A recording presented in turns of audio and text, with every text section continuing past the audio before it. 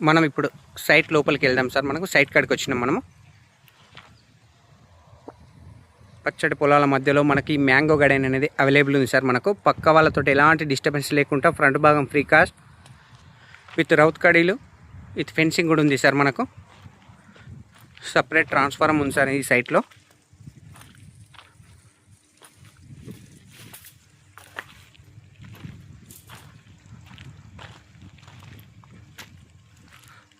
Bore sir. మనకు చెట్లు కూడా మనకు 4 years ప్లాంట్ అవైలబుల్ ఉన్నాయి సార్.